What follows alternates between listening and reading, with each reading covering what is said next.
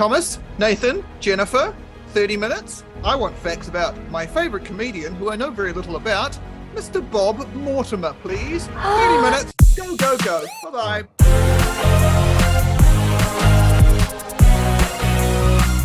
Fact Hunt! Well, hello, welcome back to the Big Fact Hunt. Today I have asked my three fabulous friends to find out facts for me about my beloved Bob Morimter. I love him, but I don't know much about him at all. So we're going to kick things off, and I would like the following person to kick things off. Thom. Right. I thought we were going to be doing Bob Dole. Okay, no, it's cool. I can get fixed. That's all good. Bob Mortimer has an ox's heart in his kitchen. What?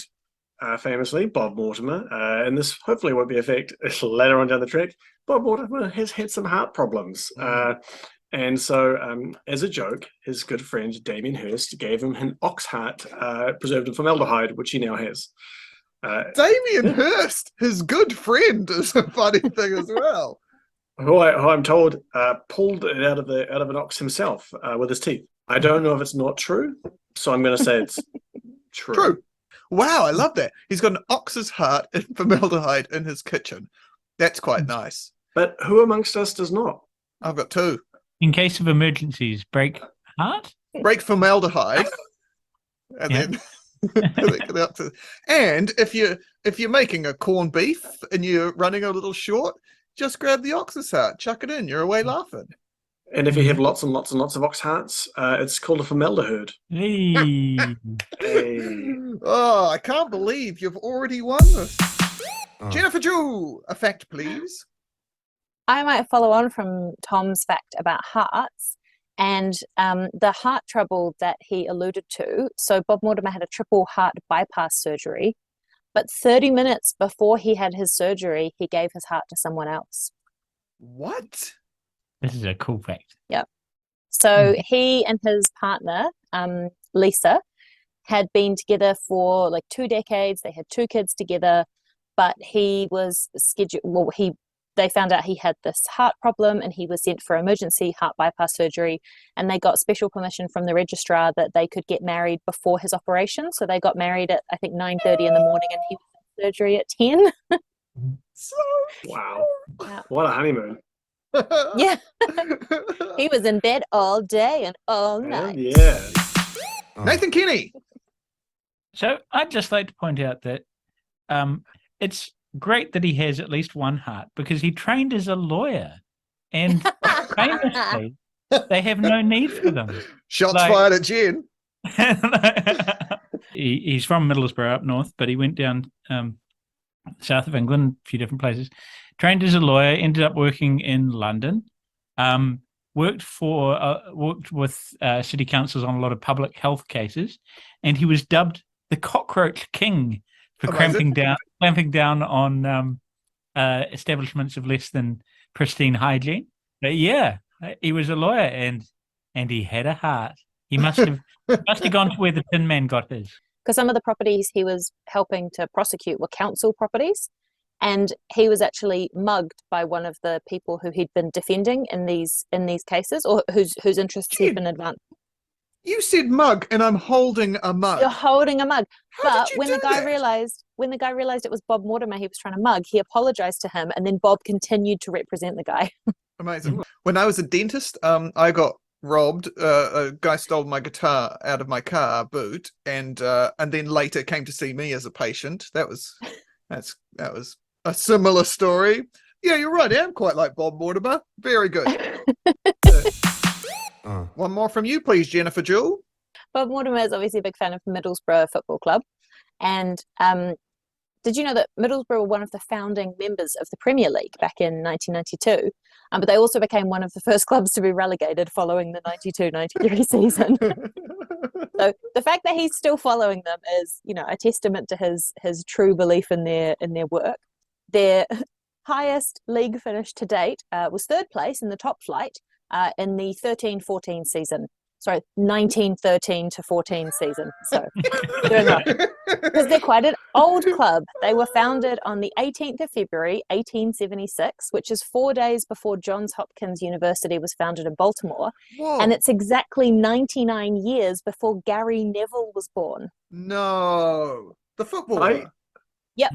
So they inspired learning in America and football genius in England. I still get thrown out by Johns Hopkins. Like, it sounds like people just keep messing it up. Like, Yeah. I got a Johns Hopkins. I just think it was founded by three guys all called John Hopkins, and they were like, well, we can't pluralize Hopkins. I guess it's gotta be Johns Johns. Hopkins. Did you note that he actually played for them for a while? Was that? Did you say that at the start? I did not say that, no. So yeah, I was trying. Yeah, he trialed as a youth. So he was with them until he was 15, but he was left out because he had arthritis. So What? cruel and Darwinian sort of world. Sorry, I've possibly given away someone's fact there, but I didn't catch. I didn't do sports. Nathan Kenny, please. So we mentioned how Bob Mortimer, a friend of the podcast, friend of Damien Hirst, also friend of Jarvis Cocker of Pulp, the 90s band fame. And at the Brit Awards in the 90s, he actually ended up acting while very drunk as Jarvis Cocker's legal representation because Jarvis Cocker decided in his wisdom that he was going to moon Michael Jackson. So moon the moonwalker. And then got semi-beaten up, taken aside by Michael's people. Jarvis did or Bob did? Jarvis did. So Bob Morimter arranged the police on site to arrest Jarvis Cocker, take him away, and then laugh about it and release him to get him away from the... so yeah, even half-cut Bob Morimter looked out for his mates. Jarvis Cocker's lawyer. Just like Jen's my lawyer. I wouldn't tell the police that ever. Thomas Adams, please. Another fact. Bob Mortimer once spent 2 weeks in the UK top 10 and was on top of the pops. For what? For his performance of the song "Now I'm a Believer." From Shrek. From Shrek, yeah.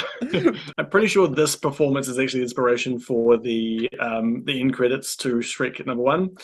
So yeah, he was on top of the pops playing with the band EMF and his partner in crime, whose name I'm suddenly Vic Reeves. Sorry, Vic Reeves. So I don't know any other details besides the fact that he was on top of the pops singing "I'm a Believer" with EMF and Vic Reeves. This is pre-Shrek. Yeah, it was pre-Shrek.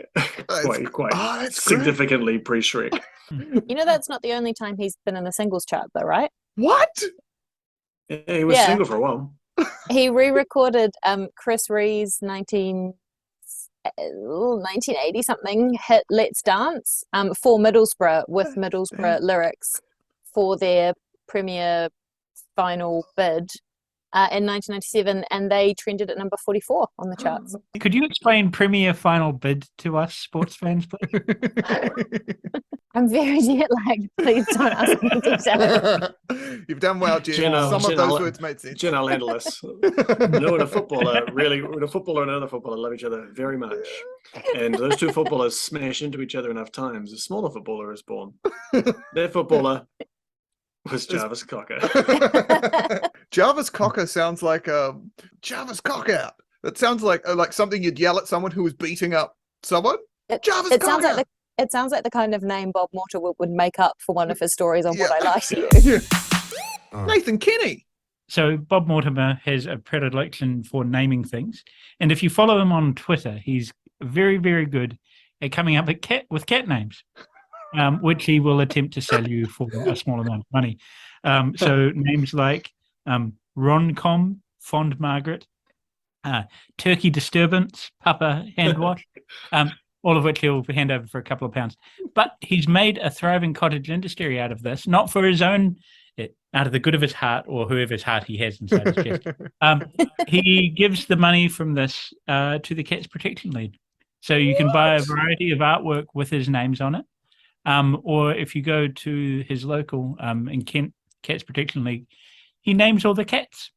So Oh, you go to the website and they have a variety of bizarre names. But no. they're all called Ronald Burgers and Harry the Fingers. Thomas Adams, another fact, please. Bob Mortimer is the second wealthiest person to win Taskmaster UK. Whoa! Wait, Is the first one wait. Al? Let's figure this out. Who would be the wealthiest? So season 1, Josh Widdicombe. Season 2 was Catherine Ryan. Season 3 was Rob Bob Mortimer. Beckett. Season Oh, 4 no. was Noel Fielding. Season 5 was Bob Mortimer. Mortimer, yeah. Season 6 was Bob Mortimer. Kerry Godleman. No, she was season 7. Season 6 was Lisa Tarbuck. Season 7 was Kerry Godleman. Bob Mortimer. Season 8 Bob was Mortimer. Lou Sanders. Season 9 was Ed Gamble. Season 10 Season was 10 was Richard Richard Herring. Herring. Is he the richest one? No, he's not. At least according to Internet Celebrity Net Worth, which, as far as I know, is the most reliable source on this. It's great. I presume it's not Sarah Kendall or Morgana I will say that- Robertson. I'll say you have said their name. Oh, so it's got a who's is it Widdicombe? No, I mean you've literally said every single winner's name, so checks out. Let's go through them again, Sam, and make Yeah, list them again. Catherine Ryan, Rain Man me, please. That's not Catherine Ryan. Catherine Ryan is third. Rob Beckett. No, guys, No, Noel Look at Fielding. Noel Fielding.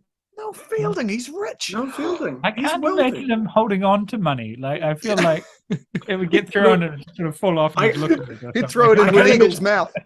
No, I can't imagine him spending money. I think he'd be like, "Oh, I've got millions of dollars that I've just been living here in this shoe with this lemon." I love Taskmaster, eh? Like I write the tasks for New Zealand Taskmaster, and so I've watched Taskmaster UK a lot of times to steal their ideas and change them a little bit to make people think I've come up with them on my own. And yeah, Bob Mortimer was such a great person on the show. He's so weird and wonderful. He's lovely. So I learned something about Taskmaster recently because I was looking at kind of the internet, the chats, the internets, and UK obviously is the number one, but New Zealand Taskmaster is actually considered maybe in the top, maybe even a rival to the UK one, and for two reasons. One, or maybe three reasons. One, we write our own. Well, apparently we write our own tasks. We do. I write them. Two, Paul Williams is apparently an absolute internet darling, and three, where New Zealanders are just kind of weird with this shit. Yeah, there's so much stuff about saying how like loose and chaotic we are, and I watch it like, oh yeah, these are just my friends doing the things that we normally do. This is just my friends panicking at basic instructions. That's right. Yeah. We always, when we watch the UK Taskmaster, we always like to pick who's going to be the Chaos Gremlin of the season. And we've realised you can't do that for New Zealand Taskmaster because there's 3 or 4 Chaos Gremlins every season. That's right. Waiting just inside of every single one. There's still the favorite James Acaster line, which is, I know we're early in the season, but are we the dumb ones?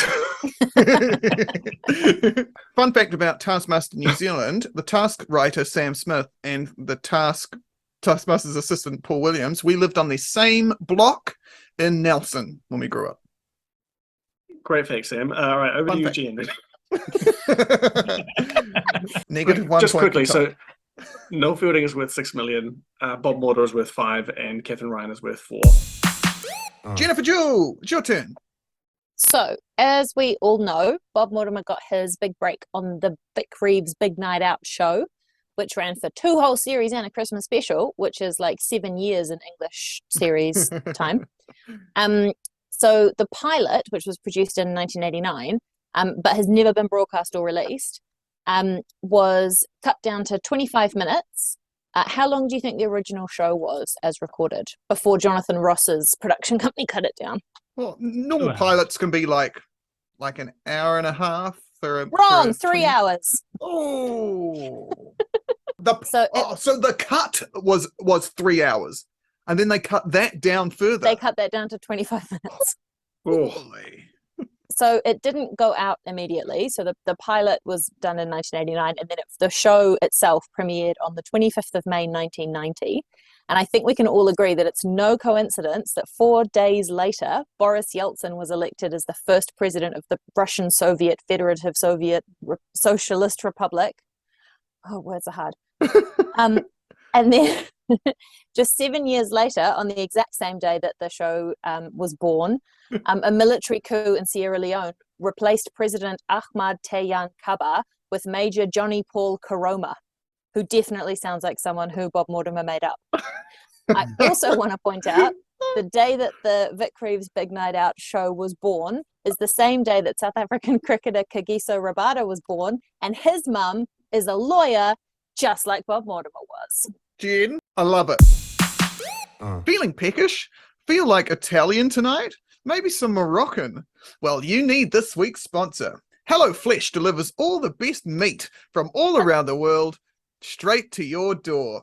From the finest finger food and the best ribs known to man, Hello Flesh is the world's leader in human meat delivery. It's as easy as loading up your phone or computer, jumping on the dark web, and going to their website, helloflesh.com. And they've given us a special code. Simply go to their website and enter BONA420 to get 69% off your first order. And don't worry, Kenny, they've got vegetarian sorted too, because for every package you buy, it comes with a fresh leg of a vegetarian like you. So get on into it. And that comes absolutely free with it. So thanks so much to our sponsor, Hello Flesh. It's made by humans, for humans, from humans. And now, back to the hunt. Thomas Adams, a fact, please. Bob Mortimer shares a birthday with 2 professional wrestlers. Which ones? I refuse to go into any detail. No. No further questions. No further questions, Your Honor. I rest my case. So the first is a 35-year-old man named Bray Wyatt, aka The Fiend, aka Wyndham Lawrence Rotunda, which is actually his real name.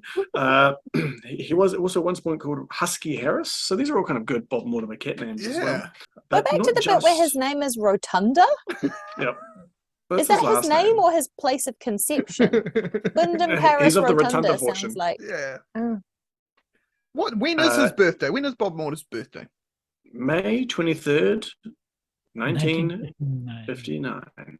May 23rd. And so 2 days and however many years before the pilot Here we go. of the thing aired. Amazing. So the other professional wrestler is a little known man named Drew Carey. What? They were born on the same day. The same day, David. Yep, Andrew Carey was also a professional wrestler and a US Marine and an occasional sports photographer and supports libraries and is the host of Price is Right. Am I reading his Wikipedia bio? No, I'm reading thefamouspeople.com, May 23rd.php. He was also born in Cleveland, Ohio. He also shares a birthday with Jewel and Carl Linnaeus, Swedish botanist and lecturer Carl Linnaeus. Stop reading. So wait, so Jewel, the singer-songwriter. Sorry, 3 professional wrestlers, because Jewel is a famous professional wrestler. Oh, not Jewel, the singer-songwriter.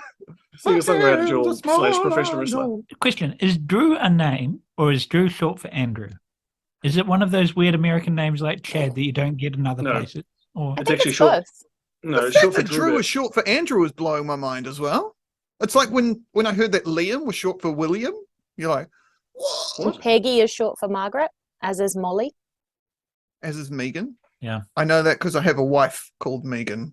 I thought you were just going to say, Short I know too. that because I have a wife and therefore I know all women's names. That's right. I thought Meg was short for Megret, but never mind. Jennifer Jewell, another fact from you, please. So one of Bob Mortimer's most famous stories from Would I Lie to You is about him doing his own dentistry, which I know is a bit of a hobby of yours, Sam. Yeah. Wait. I got a thing. My dentistry degree. Is this your degree in dentistry? Other way around, Sam. I got it upside down. Yeah. That's how much you cherish your dentistry It's degree. on the floor inside my cupboard. So I wanted to find out whether Bob Mortimer doing his own dentistry was threatening to dentists. And given that I found a pretty glowing write-up of the Would I Lie to You episode where he talks about it on the well-known, reputable website dentistry.co.uk, Oh wow. doesn't seem like it. I also found a post on, I never know how to say it, Quora, Quora, Yeah. that website where people ask random strangers on the internet and get trolled in response. Yeah. And someone basically said, could doing your own dentistry do dentists out of business?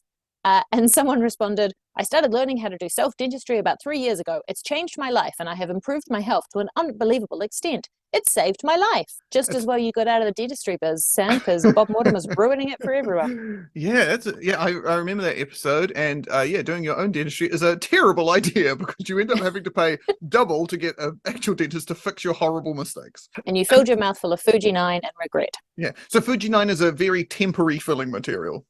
It's also orange. Oh no, that's Fuji 7. Fuji 9 is white.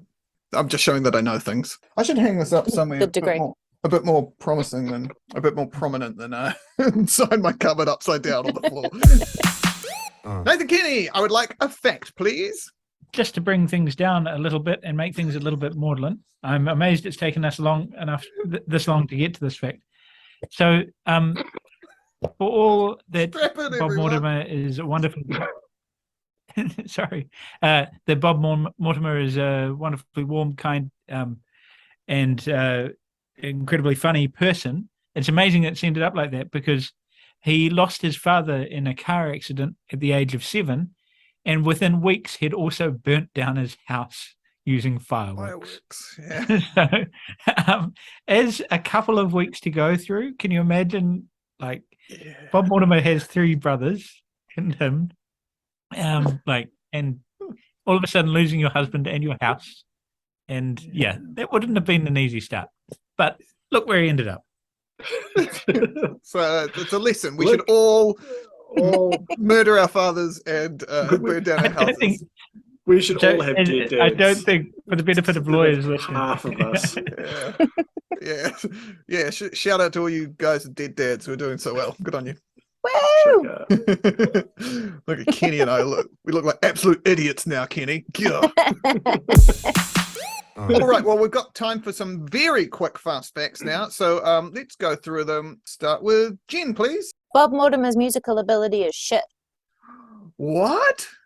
So when he was at uni, he became involved in political causes and the punk movement. Shout out Wikipedia. And he got so into punk that he started a band called Dog Dirt. Most punk musicians are as well, so that's great. Bob Mortimer was the voice of the Churchill mascot in the Churchill Lads, which those of you who have been through the UK for 5 seconds will have seen ubiquitous Churchill? everywhere. I didn't know that. Churchill, the insurance. Yes. And Vic Reeves was on there as well until he got done for Great pull. Before he got done for what? drink driving, and then that wasn't a good thing to happen on an insurance. Inappropriate. Oh, yeah, good call. With a guy who lost his dad in a car crash. Oh, come on, Kenny, keep it light. Bob Morimter and Ross Noble once travelled around the lovely town of Tunbridge Wells with custard guns squirting pedestrians. Amazing. Guys, a fathom of wonderful facts. I feel now like I know Bob Mortimer intimately. You've delivered, and I'm proud of you. Thank you. Let's have a look. I need to pick a favorite now. What did I like? Ox's Heart is great. Got Married Before He Died is great. He got married before he died. We all Make it grim. many people that have died have. Yeah, the Cockroach King is great. He played for Middlesbrough. Jen's gag about the 1913-14 thing was awesome. He's the legal counsel for Jarvis Cocker. He was top 10 for I'm a Believer. He names cats. He's not as rich as Noel's Fielding. That is a great thing. He shares a birthday with Drew Carey. This is a tough one because I genuinely loved every single one of these facts. But I love football. Jennifer Jewell, your jet lag has taken it away. Congratulations. Thank you. Can I have a nap now? Absolutely. That is your Thank you. prize. I'm really pleased. No naps Thank for you the so rest much. of you. Guys, thank you so much for watching and listening to the Big Fact Hunt this week. Congratulations to Jen, great win. Congratulations to Kenny and Thom for being wonderful friends, for bringing me beautiful facts, just for trying their best and doing really, really well. I'm proud of you all. Thank you for watching and listening. Thank you. Tune in next week, and all right, fuck off.